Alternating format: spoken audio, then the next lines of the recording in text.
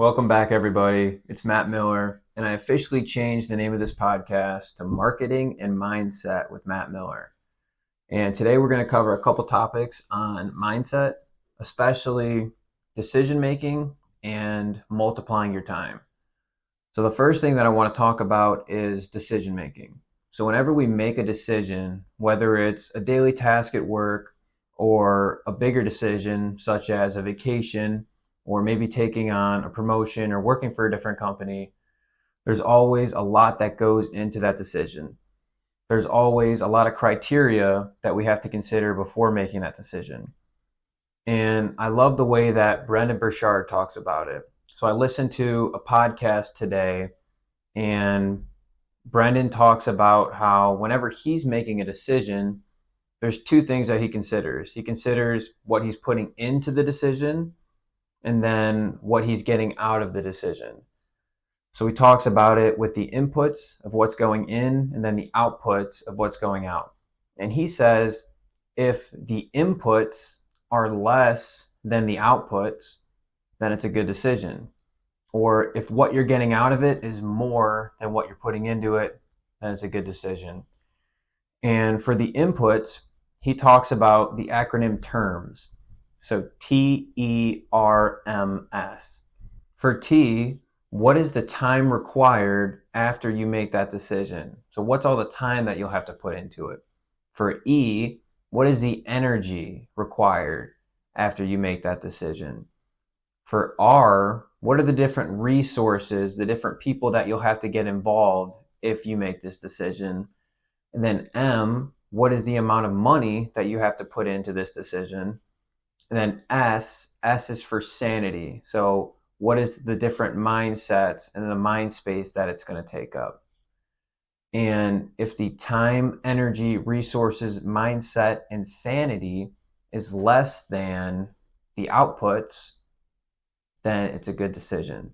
And what are the outputs? The outputs are FV plus ROI plus PG plus L. So for the FV, it's the future value. So what is the future value that you're going to get after you make this decision? The ROI is something we're probably all familiar with. It's the return on investment.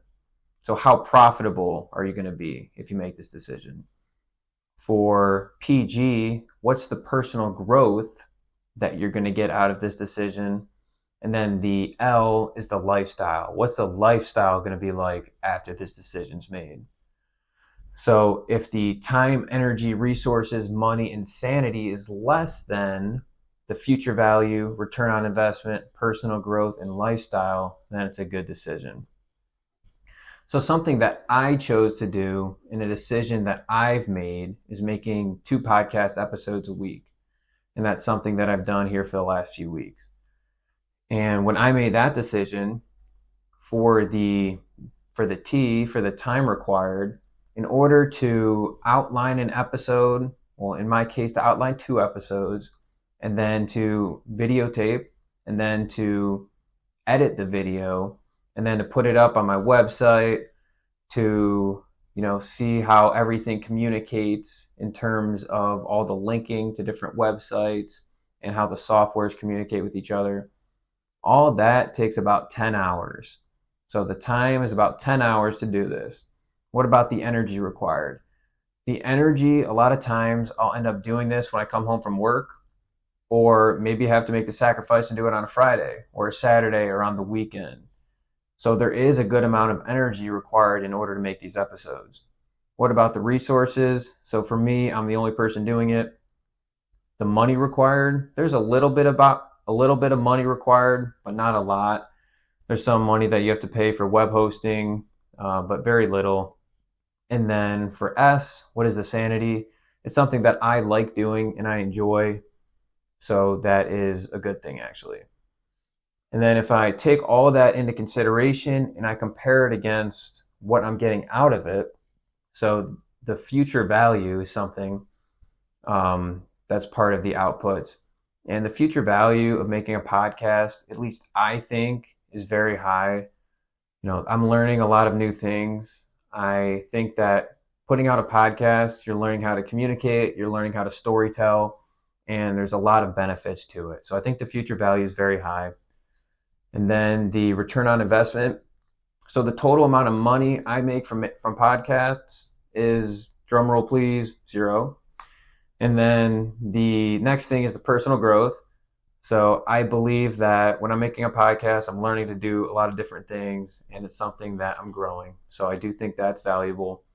And then lastly is the lifestyle. So it doesn't really change my lifestyle much. So if you think about the time and energy required, I think it's a lot. And I think that would steer a lot of people away from doing this. But to me, I'm getting more out of it in terms of the future value and the personal growth. So it's something that I think is a good decision. It's something that I choose to do. The next topic that I wanted to cover is I think that high achievers tend to make decisions before they have all the information they need, and they act quicker than other people.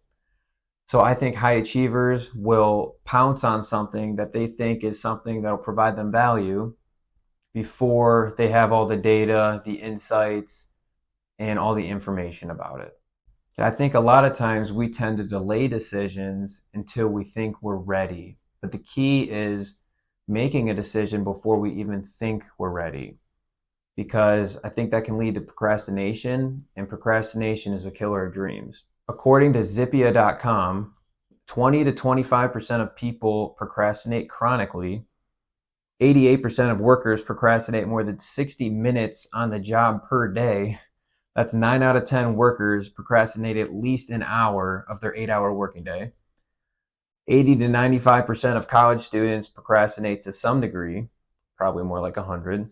And 75% of people consider procrastination a personality trait or problem. So procrastination is definitely a big issue.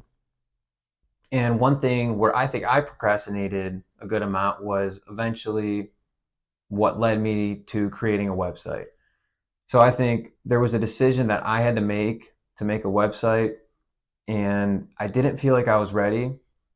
So I had a decision to make. I could continue to research, continue to look up YouTube videos, continue to compare and contrast different softwares, or eventually what I did, and I'm glad I did it, is I just made a decision, bought a software, and started learning as I went through the actual motions themselves. So after I bought the software, I ended up making the website. And at that point, through trial and error, I ended up learning all the things that I needed to learn in order to get it complete.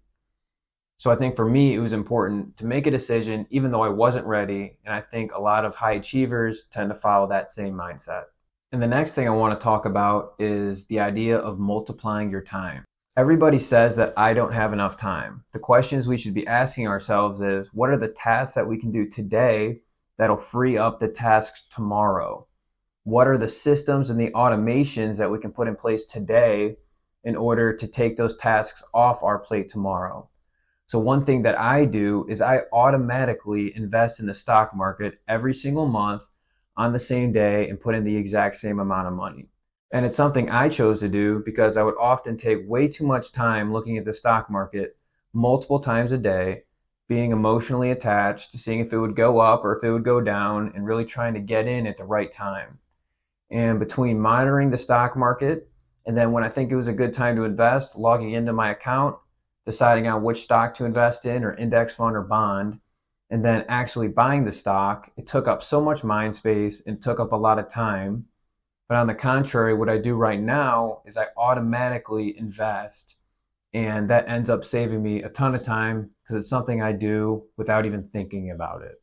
And what's great is the time that I used to spend researching the stock market, I freed up all that time, and it's time that I now have to work on different tasks and stuff that actually bring me more fulfillment.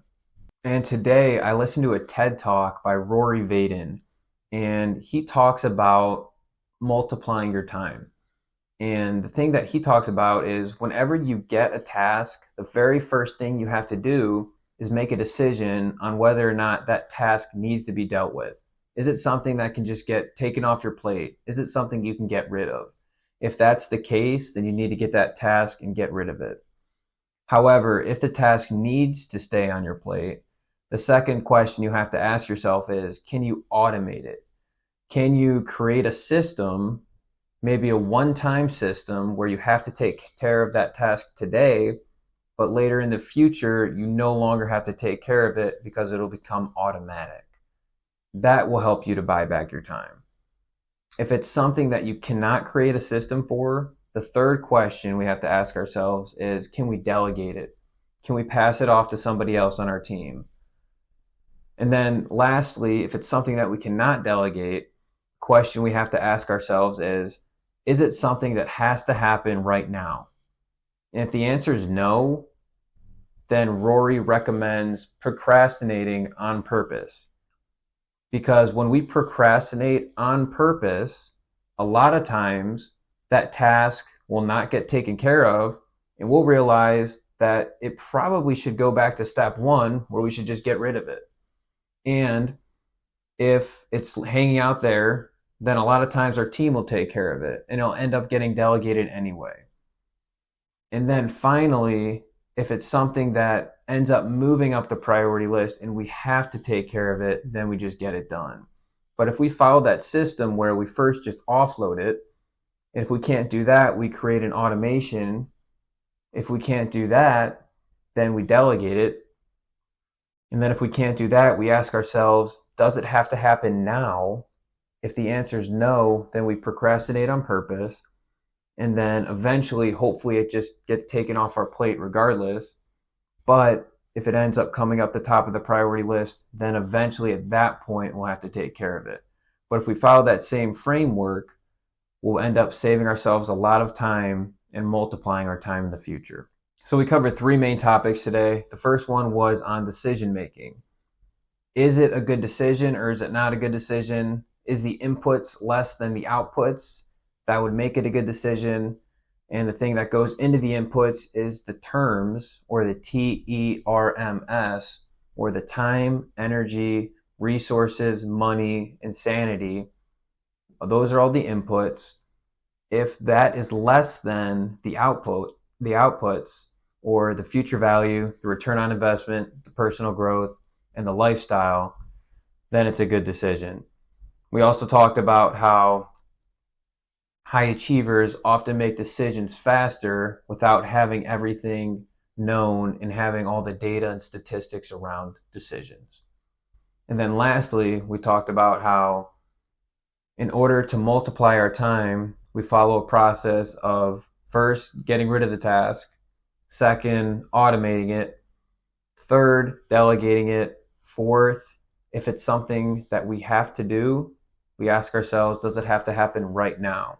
If the answer is no, procrastinating on purpose, hopefully in that process we won't have to do it. But if we end up having to do it, then we'll get it done and we'll repeat that process, but we'll save a lot of time doing it. So those are very important topics, and I thank you guys for listening to this podcast episode, and we'll be back here shortly. Thank you.